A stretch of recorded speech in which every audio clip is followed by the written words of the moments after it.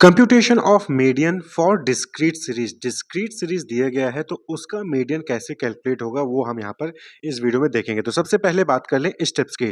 तो स्टेप्स में सबसे पहले जब भी आप मीडियन कैलकुलेट करेंगे तो आपको जो ऑब्जर्वेशन है, जो डेटा है, उसको असेंडिंग या फिर डिसेंडिंग ऑर्डर में अरेंज कर लेना है। अगर वो अरेंज नहीं है तो देन उसके बाद आपको जो है फ्रीक्वेंसी का टोटल कैलकुलेट करना है। डिस्क्रीट सीरीज आपको फ्रीक्वेंसी दी रहेगी, आपको जो फ्रीक्वेंसी दी गई है उसमें जितने भी फ्रीक्वेंसीज हैं उनको ऐड कर लेना है, जिसको हम एन से रिप्रेजेंट करते हैं या फिर समीशन एफ से। आप किसी से भी एन या फिर समीशन एफ से रिप्रेजेंट उसको कर सकते हैं। उसके बाद ऑब्टेन क्यूमुलेटिव फ्रीक्वेंसी आपको निकालना है। जो फ्रीक्वेंसी दी गई है उसका क्यूमुलेटिव फ्रीक्वेंसी कैलकुलेट करना है। क्लियर? तो टेबल बनाएंगे तो वहां पर क्यूमुलेटिव फ्रीक्वेंसी का भी कॉलम बनेगा। उसके बाद locate the median by using formula. फिर आपको जो क्यूमुलेटिव फ्रीक्वेंसी आया है उसमें मीडियन को लोकेट करना है। फॉर्मूला कौन सा रहेगा? N plus oneth item divided by 2। Clear? यहां पर एन क्या है? समीशन फ्रीक्वेंसी है, याद रखिएगा, समीशन ऑफ फ्रीक्वेंसी एन है। तो N plus one divided by 2 जब ये करेंगे तो आपको जो है क्यूमुलेटिव फ्रीक्वेंसी में मीडियन का लोकेशन पता चल जाएगा।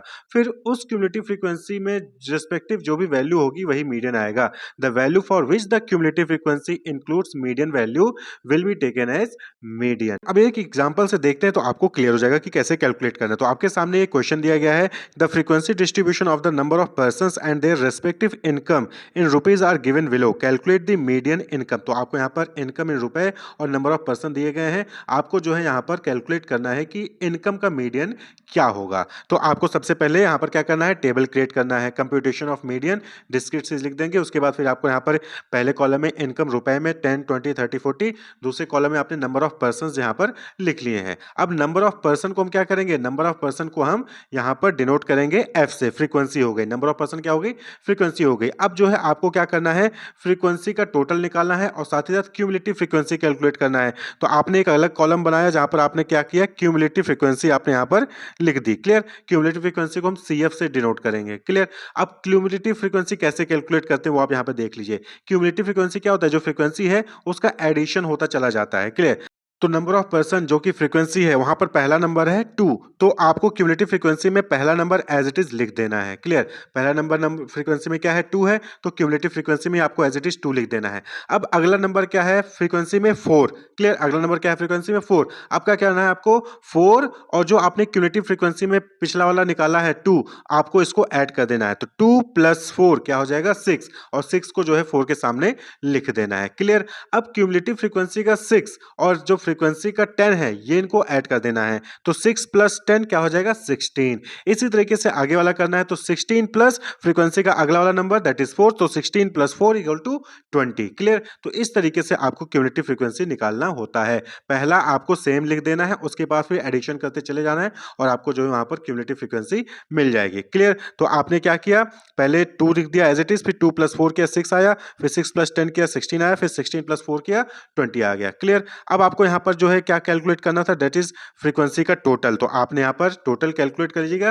फ्रीक्वेंसी का टोटल आएगा 20। तो क्यूमुलेटिव फ्रीक्वेंसी का जो लास्ट होता है वही टोटल भी होता है। तो आप यहाँ पे वैसे भी चाहे टोटल कर लें, चाहे आप क्यूमुलेटिव फ्रीक्वेंसी निकाल के टोटल कर सकते हैं। आप फ्रीक्वेंसी का टोटल करेंगे तो 2 प्लस 4 प्लस 10 प्लस 4, तो आप यहाँ देखेंगे 20 ही होगा और क्यूमुलेटिव फ्रीक्वेंसी का लास्ट वाला भी 20 है। क्लियर? अब आपको क्या करना था स्टेप में कि आपको मीडियन नंबर फाइंड आउट करना था, लोकेशन फाइंड आउट करना था कि क्यूमुलेटिव फ्रीक्वेंसी में मीडियन कौन सा है। तो उसके लिए क्या था? n plus one divided by 2 item. Clear? तो यहां पर क्या हो जाएगा?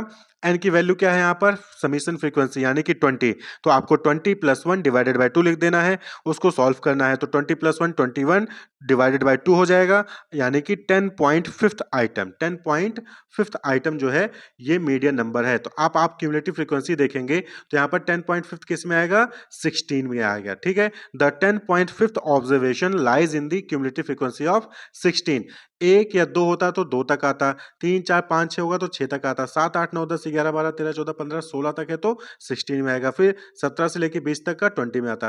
तो यहाँ पर जो है 10.5 आइटम है यानी कि वो 16 वाले में आएगा। तो अब आपसे पूछा गया था कि इनकम का मीडियन क्या होगा, तो 16th क्यूमुलेटिव फ्रीक्वेंसी के लिए जो उसके सामने इनकम है वो क्या है? 30 है। तो the income corresponding to this is ₹30, so the median income is ₹30। Clear? तो इस तरीके से जो है आपको डिस्क्रीट सीरीज के लिए निकालना है। तो सबसे पहले आपको जो है जो डेटा दिया गया है वहाँ पर फ्रीक्वेंसी दी गई होगी, फ्रीक्वेंसी का क्यूमुलेटिव फ्रीक्वेंसी कैलकुलेट कर लेना है और फ्रीक्वेंसी का समेशन भी निकाल लेना है। क्लियर? फिर आपको जो है पहले मीडियन नंबर को लोकेट करना है कि क्यूमुलेटिव फ्रीक्वेंसी के कौन-सा नंबर है जो कि मीडियन नंबर होगा। क्लियर? तो n+1 डिवाइडेड बाय 2 कर लेना है, आपका जो है मीडियन नंबर आ जाएगा। फिर जिस क्यूमुलेटिव फ्रीक्वेंसी का जो भी नंबर मीडियन नंबर होगा, उसके रिस्पेक्टिव जो भी इनकम होगा या फिर जो भी आपसे डेटा दिया गया होगा, उसके रिस्पेक्टिव कॉरस्पॉन्डिंग में जो भी वैल्यू होगी वही मीडियन नंबर कहलाएगी। क्लियर? मीडियन वैल्यू कहलाएगी। Wish you all the best, keep watching.